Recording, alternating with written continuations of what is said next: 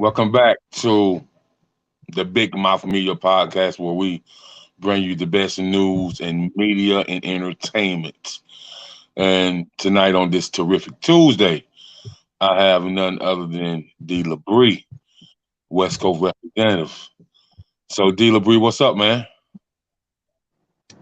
Shit, nothing much. I'm out here in South Korea right now, about to catch an airplane Okay, back okay, to the okay, States. okay. So, for those who don't know, man, go ahead and properly introduce yourself to all the fans around the world. My name is DLabrie, stands for Love and Beauty Resides in Everybody, Lies and Bullshit Revolve in Everyday Life. That's my Okay, real okay. name. I'm a hip hop artist from Oakland, California. No doubt, no doubt, no doubt. So, for people who want to know, man, who is DLabrie? How would you describe yourself in the most purest, conversation?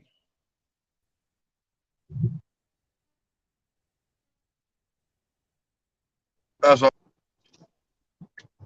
as an artist, Yes, sir. As an artist, as a person, as a social influencer, as a businessman, all the above. um, well, it starts with the acronym Love and Beauty and Lies and Bullshit. Like I try to stay balanced and tell both sides of the game and share a new narrative on how we see perspective and perception. I always been an artist. I was raised by a mother who was an artist and an activist, entrepreneur, and she was a deep thinker, a deep conversationalist, and she knew a lot of different type of people. So it helped shape me as an artist and like help me see the world uh, from many different angles. So that's kind of what started me off as an artist, being raised Okay, under my mother. okay, okay. Shout out to your mom, man, for putting that drive and that they get up and go in you. And man, just for y'all know, man, he live in South Korea right now. And we got him on the podcast tonight from live in South Korea. And so that means that he never stopped working. He took the time out of his busy schedule to definitely hop on the podcast with me, and we definitely appreciate it, man. So I was on your website, and you have a very What's up? extensive bio, man. You've been doing this for a long, long time. You've touched stages with many, including one of my favorite, KRS One, and so with you touching stages with Dead Prez, Carol's One, Slum Village, just to name a few, man. Tell me how that journey started for you. Um, the journey really started as a kid, as a fan of music and other artists, and growing up around big artists in my city. Um, watching the music before hip hop was big, like that my mom played, like Bob Marley, Sade, Shaka Khan, like a lot of soul and old school like shaped my musical influences. Stevie Wonder, stuff like that, and I just happened to grow up at the time when the West Coast started really picking up with hip hop. In Oakland, we grew up on all kind of hip hop, like from uh, early New York hip hop. We heard a lot of music first, so it just helped me see different perspectives, and I just really got deep into the art form of. I used to draw. My mom used to sing and have me in all kind of art programs, and so it just kind of like turned into my escape to get into like deep thought, write poetry or draw. Watch Michael Jackson, imitate him.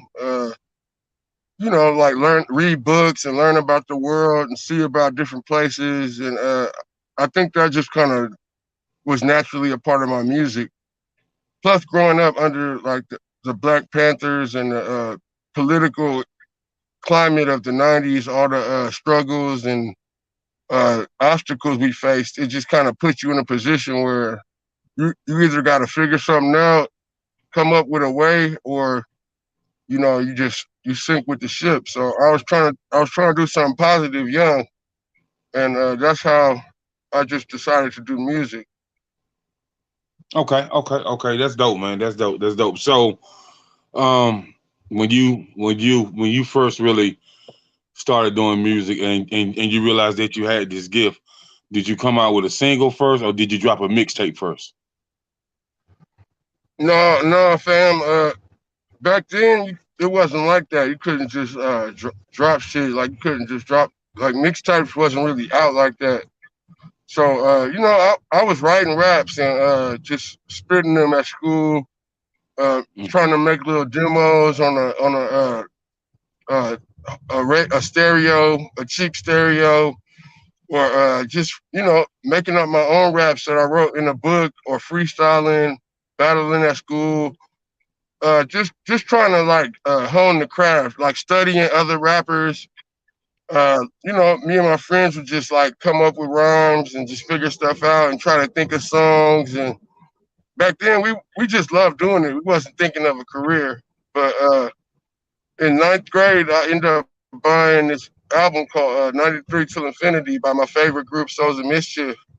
And I kind of felt like Hmm. I could do it. After I heard them and their style in Oakland, it made me feel like I could come with a different style than the popular style that was out. So I felt like this is what I want to do. I want to express myself, and it was just a dream. So we just used to write raps and just really just hone our craft. That's all we did. Rap in the streets, rap. If anybody who asks, we try to rap or out rap somebody else, or remix somebody's instrumental, or just talk about hip hop, or talk about the lines and learn from the different lyrics, and like think about like how we can get the dopest beat. And it was just a natural kind of thing to kill time. We played basketball, we got into hip hop, got into fashion, or just things to keep our mind off the drama around us. Right. So Kind did of a just natural development. Eventually I got to the point where I could make a single, or make something a little more official, but it was a long process. I was in a group first with my best friend. He's actually a director now. He just did like a episode of Irv Gotti's um, uh, TV series called Tales. He just did an episode, but that was my first rap group with him and his little brother, and we was just like fans. And then we just, they'll spit a rap, and then one of them would be like, "Hey, you try to out rap me, or try to out rap the other homie Ant or something," and we would just, mess around. And then one day I did a rap against the homie Ant, and Leon. Shout out to Leon, the one I told you just did the series for Irv Gotti that just debuted on BET. He was right. like, "Bro, that was pretty good." He was like, "That was pretty good. Like, maybe you should write another rap, or maybe take it a little more serious." So he kind of started our first group, and his big brother was rapping in Oakland in the gangster rap mob music era, and with the Drew Down, Looney, Three Times Crazy era. So we Hmm. kind of had the more hip hop underground style. They had the more regular Oakland hood style, and we was just kind of, you know, go, hanging around each other and watching them and try to develop our own sound under them. And that's kind of how it started. When we broke up, I ended up having to drop my own solo single. And, that's kind of how I did my first song called Blue Skies, like in maybe 98, 99 ish. and Okay. So it's been a I minute. still got the DAT tape. I still got the DAT tape, you know. Right, It right, was, right, right. because That's back dope. then you had to try to get a rec. You couldn't really just put it out. You had to have some super money, or you had to get a record deal Yeah, or something. Like you couldn't. It was yeah. expensive, and everybody couldn't just drop a song like now. Right. It's a Yeah, blessing now. it took time. You're right, because I remember when me and my homeboy, shout out to my homeboy Foster Bird, man, and I remember, he hollered at me. He was like, "Man, I got a new beat machine." And when I tell people that when we started doing this thing, it was on a 4-track beat machine, they was like, "Wow." They was like, Right. "What that A lot look of like?" people don't even know what that is. Yeah, they was like, "What that look like?" And I explained to him what it looked like, and he still got it. And sometimes he'll pull it out the closet and whatever, and they be like, "Man," they was like, "So, man, like this Right. is." I was like, "Man, like our freestyles came from recess, the lunchroom, in between the locker hallways. You know what I mean?" And so that's how Right. For people sure. started that, man. Some would be singing and some would be freestyling. And so, Right. that can definitely deal with what you're talking about, man. And man, as far as you got something that that's gonna hit. That very first song that you put together once you went solo. Um, was there a main DJ that you rock with? Back then, not at all. I didn't come from the era like Eric B and Rakim and Gangstar were rapper and DJ, but we Mm-hmm. knew DJs around the hood who, was our homies or who, had a name and would like support over time. Like some of them are big now, but at the time they was just like getting, warming up. But no, I never had an official DJ at that time. I Mm-hmm. learned that a little bit later about like how to partner with a DJ and like how to like do a whole like show or tour with a DJ.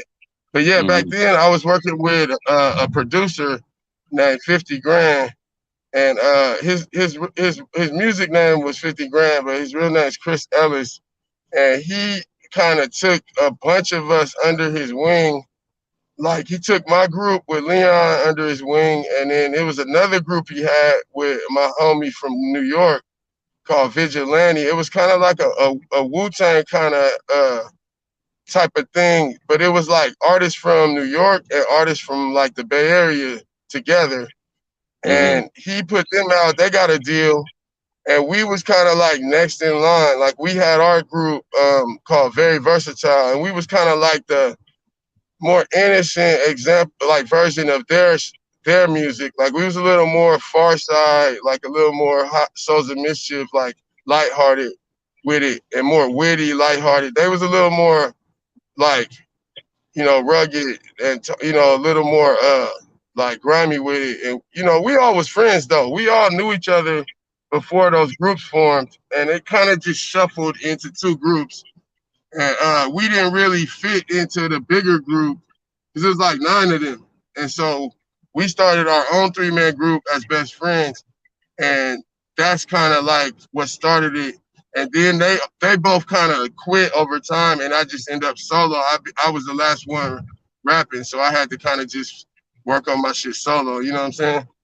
And Right, right, so right, that's right. kind of that's like early beginning, like high school and right after high school type shit. Mm-hmm. That's Mm-hmm. back when Mm-hmm. Tupac was alive. That's back when Tupac was alive, bro.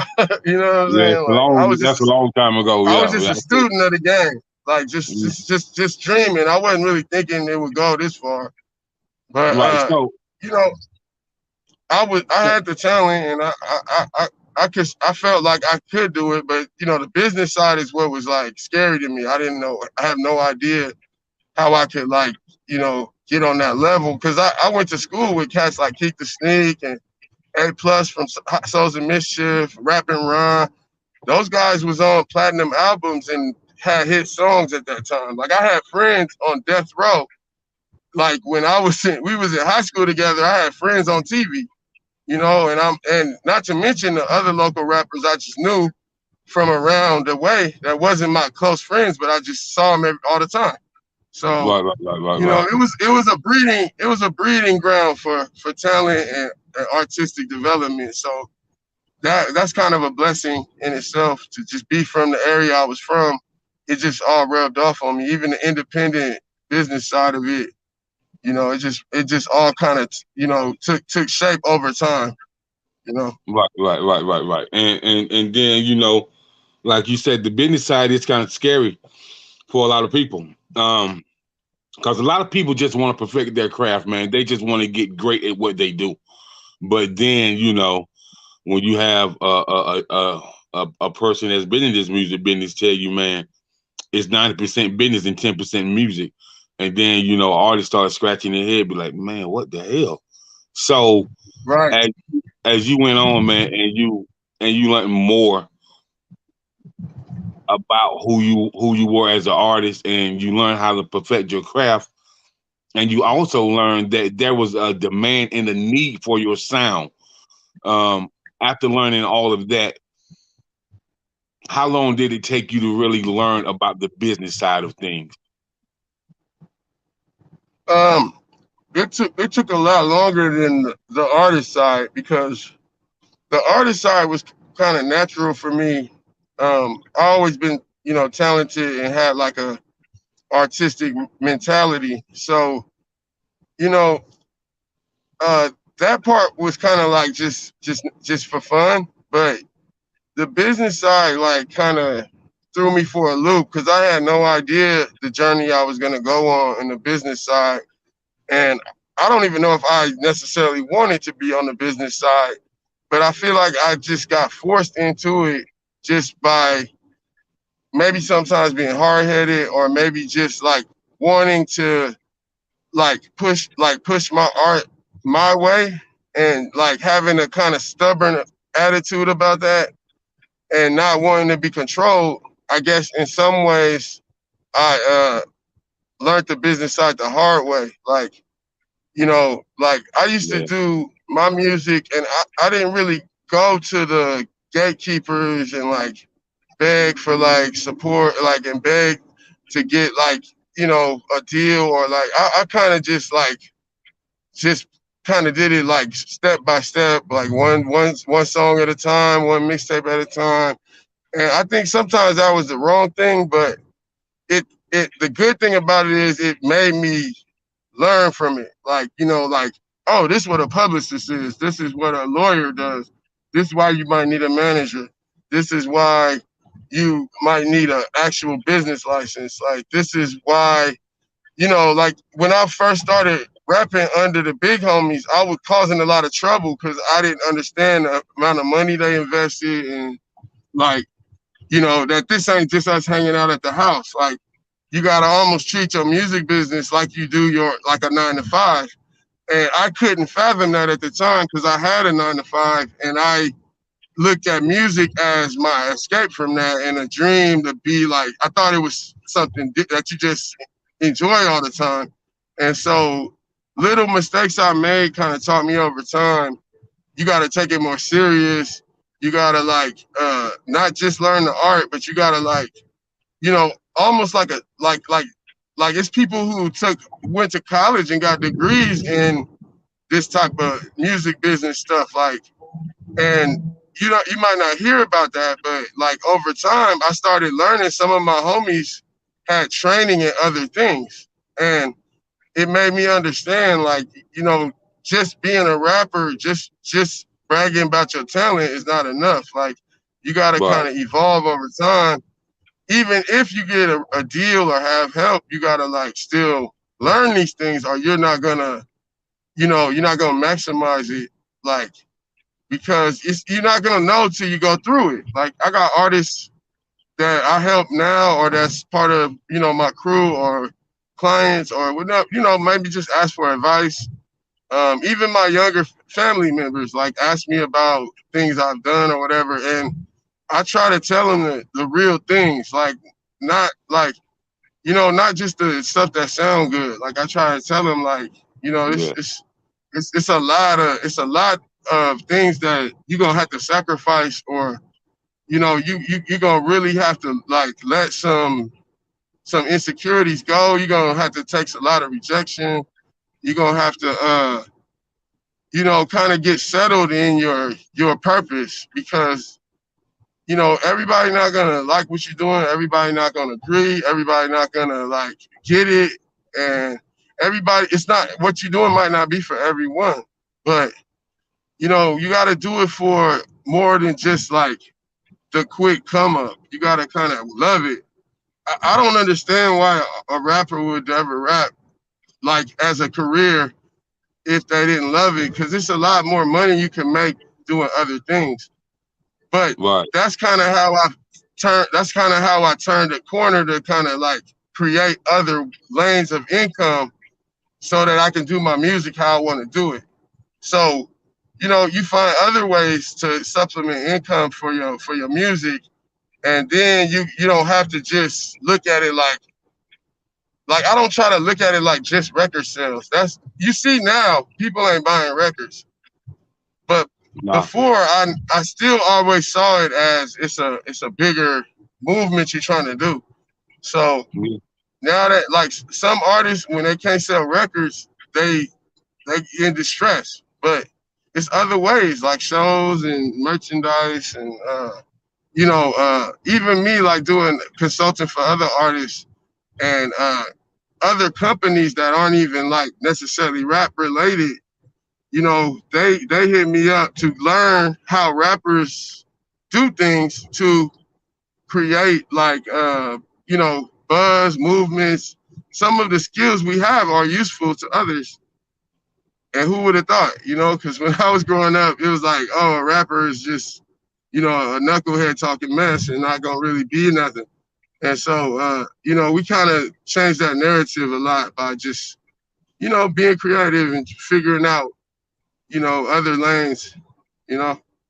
Right. Right. So with that being said, man, it's funny you say that about the sales, and you're right. People don't buy records no more. You got the streaming services, but what you do have that I try to tell a lot of indie artists. So let me rewind it back. I've been in this business since about 1997, 98, like yourself. Mhm. But I've been on more of the executive side. So I started out club promotions, street team promotions, and then I had a couple young men pull me to the side, man. Like, I want you to manage me. Whoa, man, I don't know nothing about that, but you do. But you Mhm. do. I was like, how so?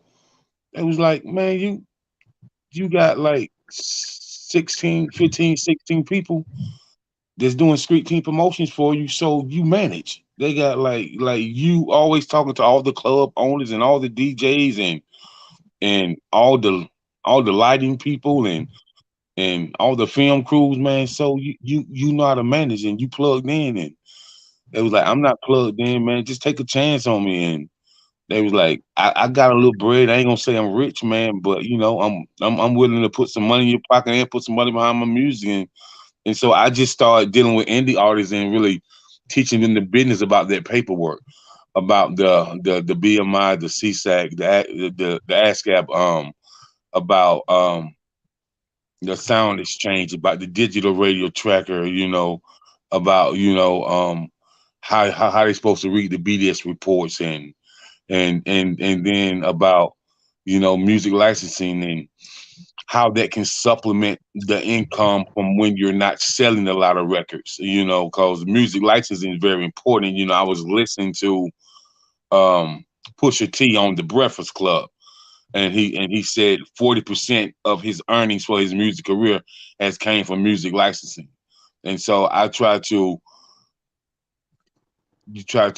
guide indie artists in that direction and tell them, yeah, man, create some jingles, get your music license for film and TV and video games and man, Oh yeah, and, for sure. and yeah, impact your community, man. Deal with some nonprofits because nonprofits get a lot of money all the time, man. And so if you have some songs that impact the community, where you're talking about a cause like a diabetes foundation or a lupus foundation or kids with autism or kids with cerebral palsy or the multiple sclerosis foundation, like nonprofits will get behind that artist and you can impact your community that way. All type of write-ups, that's national exposure, man. So I tell artists, you have to have that body of work, and when you impact the community and you're doing stuff right in the community, that creates another lane for a body of work. And so, I think a lot of artists, um, they don't see the bigger picture on how when you can be an artist and your art form impacts the community where community public figures see who you are and want to work with you on a different type of level. I agree 100%. You know, like what you Right. just said, kind of changed my whole career, and my whole cruise career changed off exactly what you said. You know, like Right. taking that lane instead of begging record labels to sign us. It helped a lot of us, and created a movement called Hip Hop Congress, and I know all that's our about. nonprofit. It's funny, Right. man. I have a partner out in he's out in Long Beach, and Mm-hmm. my partner Mars, man, and he told me about the Hip Hop Congress years ago, man. He's like, it's a powerful Wow. organization, man. So, and I've been reading up on over the years, and I always said I wanted to join because that movement is so strong, man. It's so strong, and that's something I still plan to do because when you think about Hip Hop Congress, man, you think about when you heard um Karis One and Boogie Down Productions when you was 14, 15, and you know, and Right. and and and he was telling you that your mind is the only tool that you can have that they can't take away. He was telling you use your mind to uplift the way you want to live your life, and so Right. and as I'm grown now, grown, I think about people like Karis One. I think about Rakim and Big Daddy King.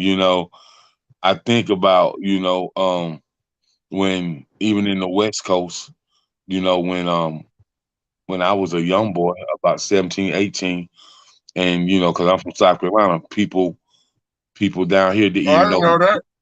yeah, people down here didn't know who Sugar Free was. Shout out to Zach. No doubt, no doubt. And so people down here didn't even know who like I was up on like stuff like man, Sugar Free, Company Most Wanted, my man Spice One, um, Mhm. like like I tell people, I said Sibo, like I've been listening to a lot of cats from the West Coast for a very, very, very, very long time, man. You know what I mean? Right. Right. I remember when me and my homeboy me and my homeboy Trap, we was watching the first original Bloods and Crips, DVD back in the day, and then we got a hold to the Bloods and Crips CD, but back in the day, and Company's Most Wanted, and people like MC8 and you know E40 when he was still underground, so it's a lot of West Coast legends that really never went mainstream that stayed underground for a long time, man, and been putting out plenty good music, and still been making plenty of money as they stay underground. So I tell people all the time, man, you got to tap into different markets, man. Different markets to give you a high level of hip hop intelligence. You know what I mean? Because the hip hop intelligence is so universal, man, and so you definitely got to tap in to all different markets. For sure. Like I think the Bay and Northern California our claim to fame is that like the consciousness of the street rap, the consciousness is kind of built in.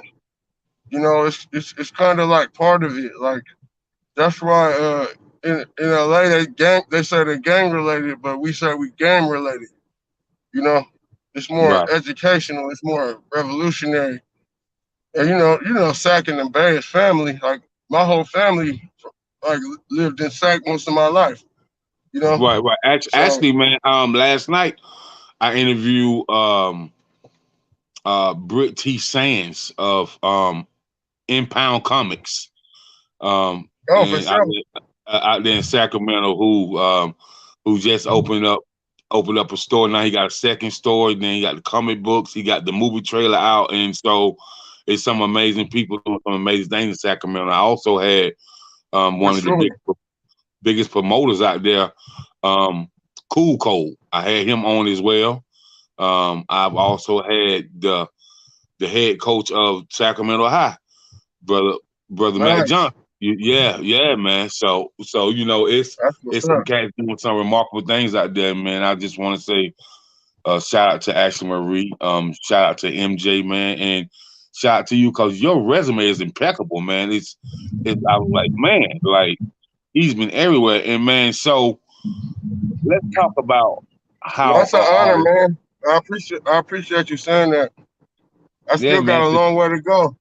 Yeah, man, but it's impeccable. And so what I see, man, and a lot of artists ask me this, and so I want to ask you, they's like, man, how do these independent artists get a chance to go overseas like that, man? Like they be like, I understand a mainstream artist going overseas, but how do an indie artist get to go overseas? And so if you can shed some light on that, you know, for people that may be watching, people may be listening. Well, it kind of depends. Like the the uh the early independent rappers, I think they were doing it kind of just just like as an experiment in Uh-huh. like Europe, certain parts of Asia. Maybe because like certain artists, like say like the Living Legends or Hyro, some of the underground artists, their music style appeals to a lot of international crowds.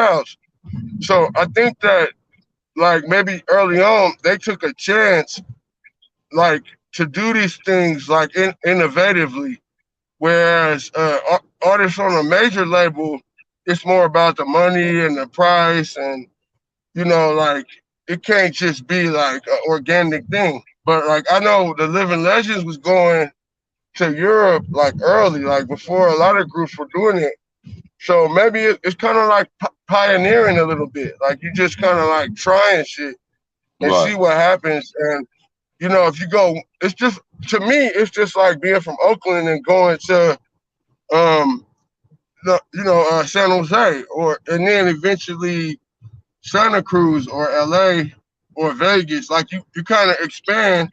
And if you're really bold, you get a chance, and you willing to go overseas. Some people aren't willing to do that because some artists are like, well, if I go here, they want to be stars. Like they want to be like paid and pampered, and they kind of don't know about the international world, and they're thinking like celebrities. And if they have a hit, maybe they label treat them like that. But if you go organically, it's just like my first time in New York. I went on my own, with my girl. We just went and explored and just hung around. And I that was my first hip hop experience in New York. So when I started meeting rappers from New York, I had that on my resume. Like, oh, I've been to Queens, I've been to Brooklyn, like I've been to Manhattan, like I grew up on your music.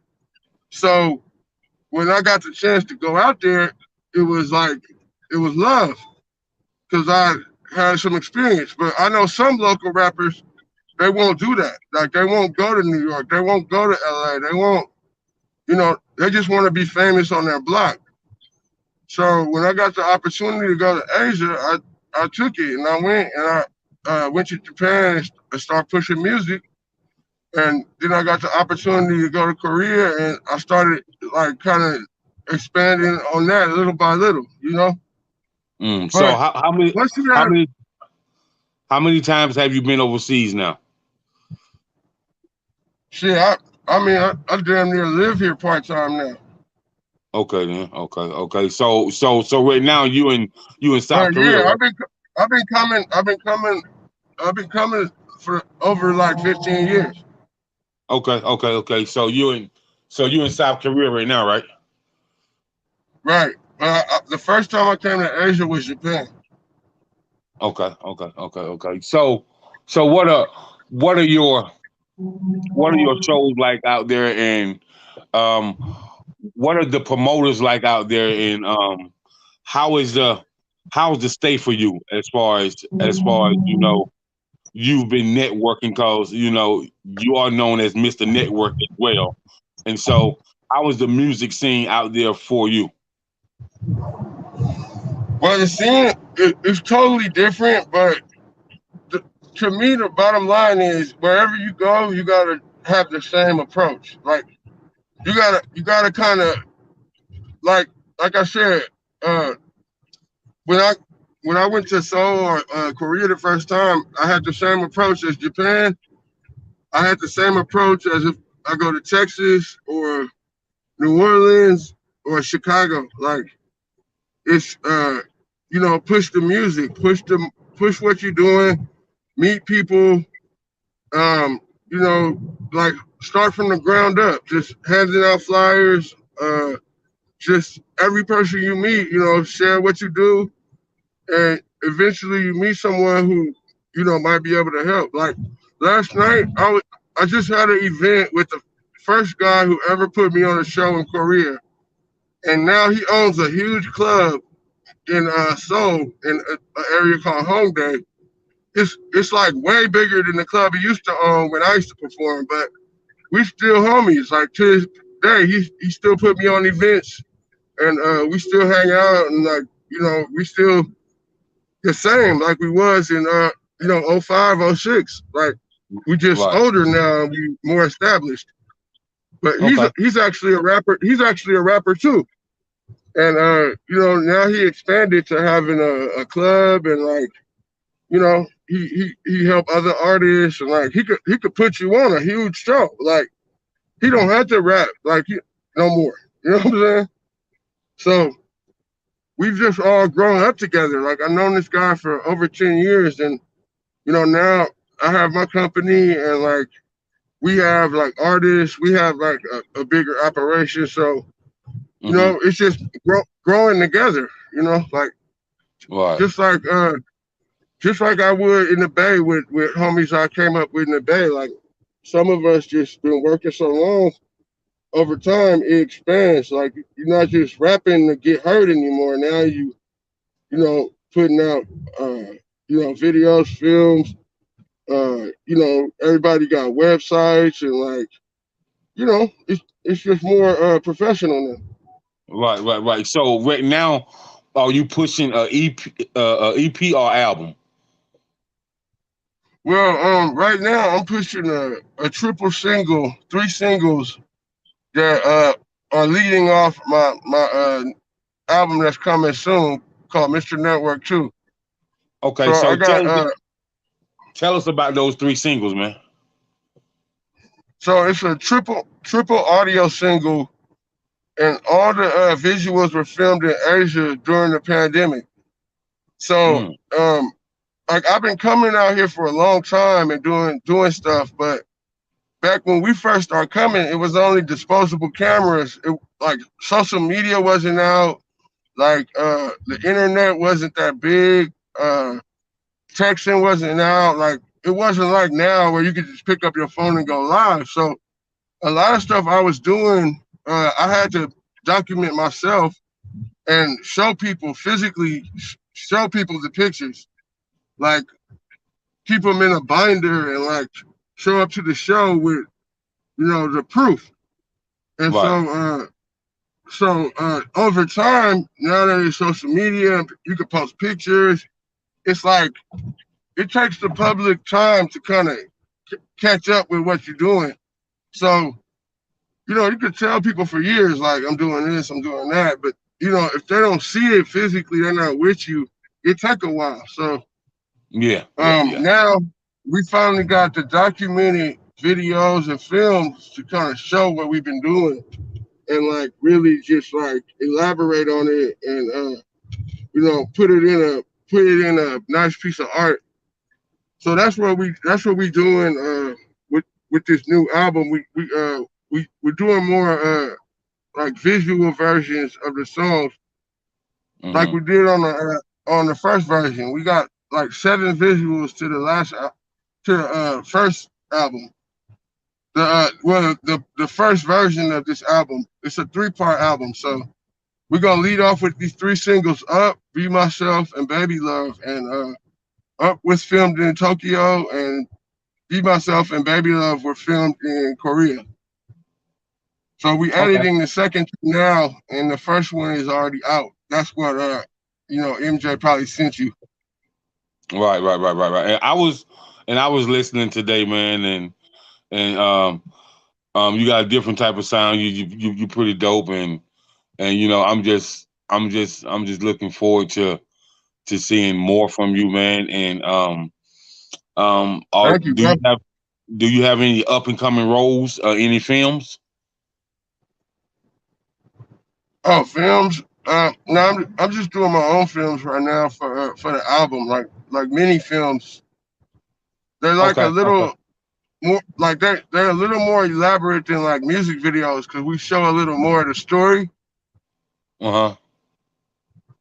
Because Mr. Okay. Network is like all the videos at the end of all three albums should be like one long documentary or film. You know what I'm saying? Right. That was Okay the then. goal. Okay. Well, that's what's up, man. So, tell people how they can get up with you, man, and actually just really get in contact with you and vibe with you, man. And are you open to signing artists? Are you open to doing collaborations? Like how does somebody do some business with you? Yeah, yeah. I'm open to collaborations. I love to collaborate. I have my own company, Rendezvous Records, and that's kind of like our brand and our crew. That's our label, Rap Crew brand, and we also do promotions for outside clients too. And so, we always down to connect. If people want to hit me up, they could go to DLabrie.com or Linktree DLabrie with the three at the end, DLabrie 3. Okay. At DLabrie on Twitter, at DLabrie on Instagram, YouTube. Definitely subscribe to the YouTube, DLabrie 3, and we got all the singles and all our older music that's we re-releasing all up on streaming. So check out the Spotify and Apple, whatever y'all use. Right. We streaming. We on all the different. We on TikTok. We on all the sites. So just look us up and look out for the new projects. We trying to drop a lot more new music and new visuals in the next couple of years. Really kind of fill that void because that's one thing we didn't do enough is drop enough music. Like me personally, like a lot of things went wrong when I was trying to drop music, and we trying to fix that now. I can We dig it. lost files, falling out with studios. The Bay is the capital of what we call bipping, breaking in cars. So I lost a lot of computers and hard drives to that. Just crazy shit. So we trying to redeem ourselves from that right now. Right. And so, man, how many new artists are you gonna put out? I don't really look at it like that. We kind of more built like a Wu-Tang or like a hieroglyphics. We have a crew of artists Okay. that's been with us, Uh-huh. and we working on everybody's solo projects, and that's enough. Like we got nine, 10 of us. Like we're a pretty deep crew, uh, RDV crew. So Uh-huh. other than that, we got our affiliations through Hip Hop Congress, and then we have like outside clients who hire us for services, and then we might help them do certain things, but we always open to it. We always open to working or seeing what works, but we're not Right. like on a talent search.